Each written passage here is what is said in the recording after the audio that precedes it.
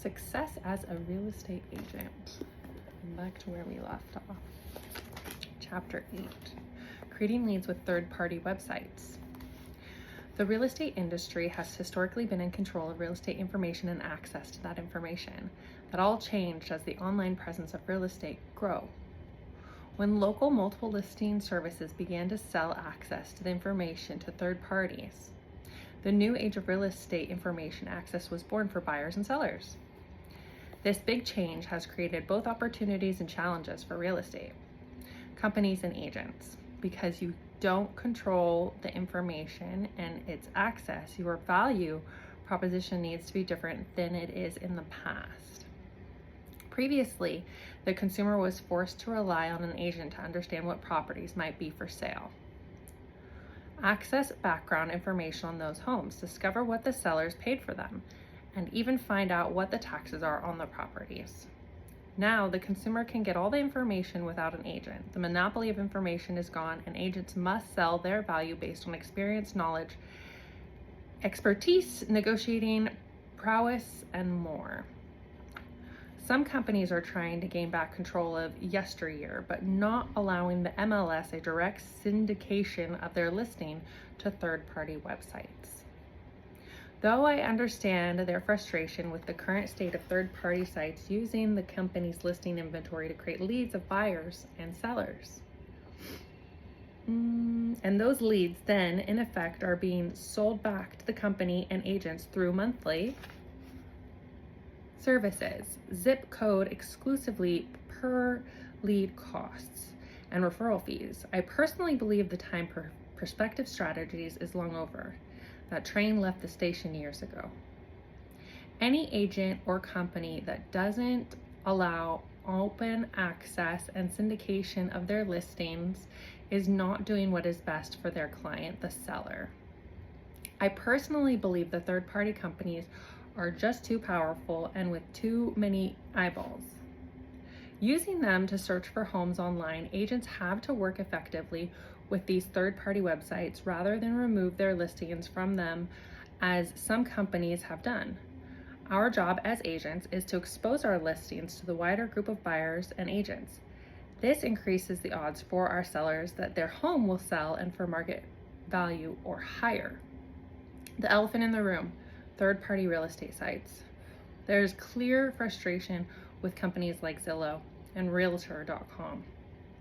The latter was actually owned at one time by the real estate community. The term realtor is a registered trademark by the National Association of Realtors, although NAR no longer has ownership of the Realtor.com company. There are also hundreds of smaller, more niche sites that focus on creating leads and distributing those leads to agents. Many of them charge an upfront fee to agents, who then assume the risk of turning those leads into sales and profits. Other sites have a referral fee model where they distribute leads for a 25 to 40% the commission collected. These sites are sharing the risk with the agent. The love-hate relationship with Zillow and Realtor.com. If you review online forums and Facebook groups frequented by real estate agents, there is little ambivalence towards Zillow and Realtor.com. The views posted by agents are strongly held and run the gamut. There are plenty who have virtual for these third-party companies. The frustrations agents share about the lack of control, high costs of leads through those companies, low conversion rates, and lack of momentum expressed by internet home searchers is splashed all over those forums. The agents who do use Zillow and Realtor.com effectively and make money for their usage and association with their companies are a small minority. I'll let you be the judge of whether that's because few agents are having access or they don't want to share their success rates with others. And they're just too busy with the leads created by these companies in making money, but the mole content crowd is loud and proud. My advice is to treat it all as white noise. There is opportunity here, as with any marketing strategy or service. However, you have to consider whether it fits you, your goals, and the type of business you're building. Is it a good business strategy for you and your sellers to create exposure and leads with these companies? Can you create a return on your marketing dollars, time, effort, and energy sufficient to create a profit? I was recently reviewing a coaching client's rate of return on her online ad spending, pay-per-click numbers, third-party site speed, and commission income for each source. Her return on investment for Zillow was the highest of all marketing, and the other areas weren't even close, so we bought more, of course. Results can vary by marketplace. The truth is, each of the major online search platforms in Zillow, Realtor.com, and Homes.com have their pulses and minutes. Each has its own system, strategy, and terminology for agents to consider and use. Each of them is always adjusting, tweaking, and launching new programs and opportunities because your marketplace has unique buyers, sellers, economic conditions, marketplace conditions, and technology usage. Among a host of other factors, you might achieve different results with each one or different results than another agent in a different marketplace. Bend, Oregon, where I live, is a smaller town of 100,000 people. It's a resort town with a high concentration of second homes, short-term rentals, and a high percentage of more affluent buyers who have relocated from other places. The strategies agents use with the third-party sites are more effective when they mirror strategies used in other ski and golf resort markets than they are when they use strategies common in, say, Portland, which is 3 hours away. As an agent, you must be able to track and monitor the results you're getting from each online company. How many leads are you getting from Zillow each month? What is the conversation rate for the leads you receive from Realty.com, from lead to appointments? How much did you earn in pending and closed commissions for your Homes.com leads? As a business owner, you have to look at each of these individually and ask each of these questions. You're not looking for a one-to-one ratio. In other words, if I spend $1 with Realtor.com, I am not looking for a $1 in return to review. That is a sure way to lose money as a business owner. As a business owner, I'm looking to achieve at a minimum a 4-to-1 return.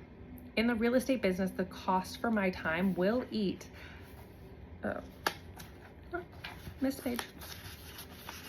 will eat up to 25% of the return.